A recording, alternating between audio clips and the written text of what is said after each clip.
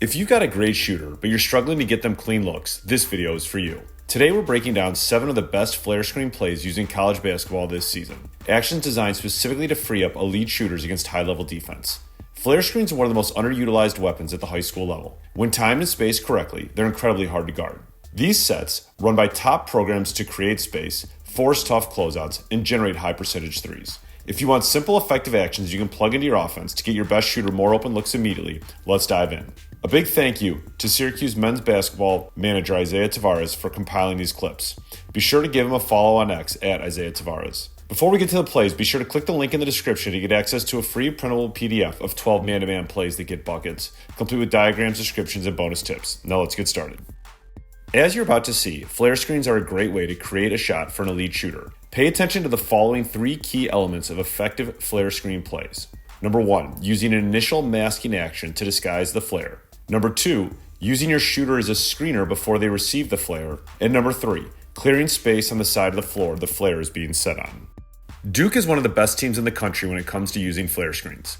In this play, they appear to be running a traditional Spain action, where the big sets a ball screen followed by the guard setting a back screen for the rolling big. As the ball screen occurs, notice how Duke runs the player in the weak side corner along the baseline, clearing out the weak side. The point guard's attack draws help from the defender at the free throw line. Instead of setting the back screen, Duke's shooter slips out early. The big then pivots and flare screens. Because SMU's guard helped on the initial ball screen, the flare opens up a ton of space for a wide open 3. Coach Shire's decision to clear out the weak side is also of importance. It prevents the corner defender from being able to help on the flare. It also gives the guard an entire side of the floor to attack if they aren't open for a shot.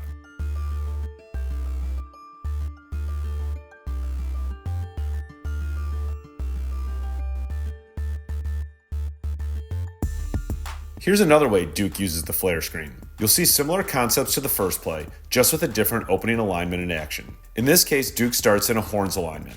They use a touch action to initiate the play. A touch action refers to when the passer enters the ball to a player and immediately follows their pass to get the ball back from the player they passed to.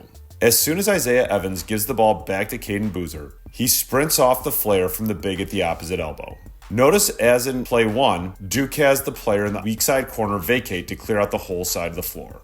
The result is an open 3 for Evans.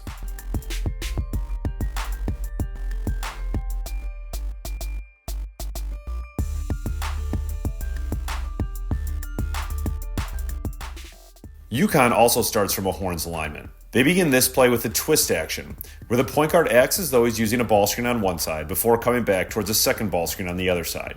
As Alex Caravan rolls, UConn shooter Braylon Mullins sets a ghost screen. A ghost screen occurs when a player appears to be setting a ball screen but sprints away to space without making contact. This is a great action before the flare screen, as it often causes defenders to hesitate, opening up more space for the flare. Mullins sprints out of the ghost screen and off the flare from Terrace Reed Jr. for an open 3.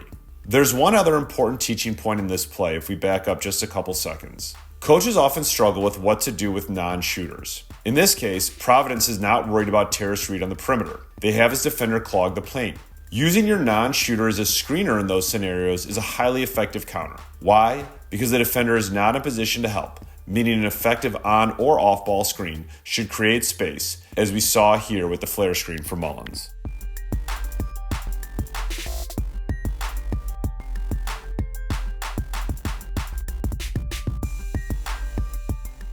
Here's another way UConn gets to a flare action for Mullins from a horn set. The play starts with Mullins setting a ball screen, followed by a wedge screen for the player on the opposite elbow. The wedge screen is designed to open up a post-entry pass. What makes this play so effective is how it preys on a common defensive habit. When the ball is entered to the post, most defenders turn their heads to look at the ball. This leaves them susceptible to off-ball movement and screening. Here, UConn sets a weak side flare for Mullins after the post entry. The result is a long closeout and open 3 for Mullins.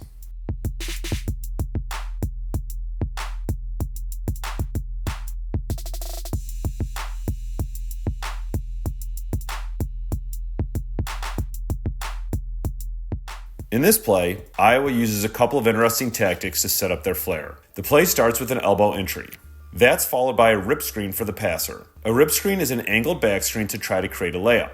In this case, Iowa uses Bennett Sturtz as the screener. This is worth noting as Sturtz is Iowa's best player. Using your best player as a screener is a great coaching tactic, and one the Warriors have done for a long time with Steph Curry. Why? Because their defender will often be reluctant to help, leaving the player using the screen open. In this case, Sturt sets a great screen, effectively screening two Maryland defenders, opening up Tate Sage off the flare. If you remember, Duke did a great job emptying the flare side of the floor. Here, Iowa doesn't do that, meaning Sage has to fake before shooting. If you run this play, you might want to send the player off the rip screen to the other side to leave the flare side unoccupied.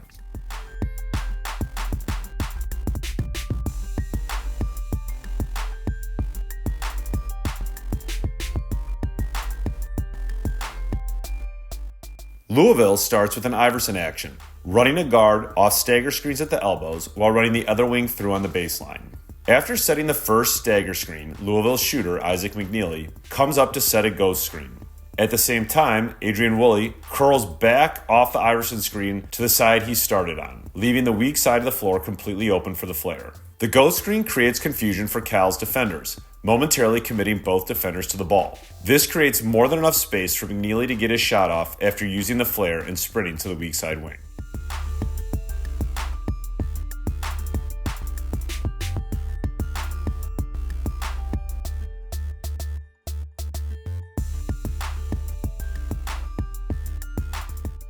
NC State starts this play with a ram screen. A ram screen occurs when a player sets a down screen for a teammate who then sprints into a ball screen. It's an effective tactic to create separation at the point of the ball screen.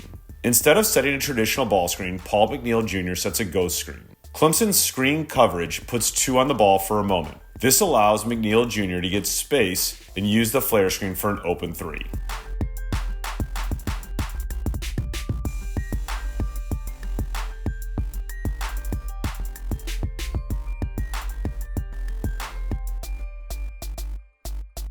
We hope you enjoyed this flare screen plays video. Using these plays will help you get open looks for your best shooters. And if you want a free PDF of 12 more man-to-man plays that get buckets, make sure to click the link in the description so you can gain access to a free PDF featuring diagrams, descriptions, and bonus tips. If you incorporate these plays into your playbook, you'll have a set ready that gets a quality shot in any situation. Again, a big thank you to Isaiah Tavares for compiling these clips. Be sure to give him a follow on X. Make sure to click and subscribe and then click the bell button so you're the first to know when we release more new videos. Thanks for watching.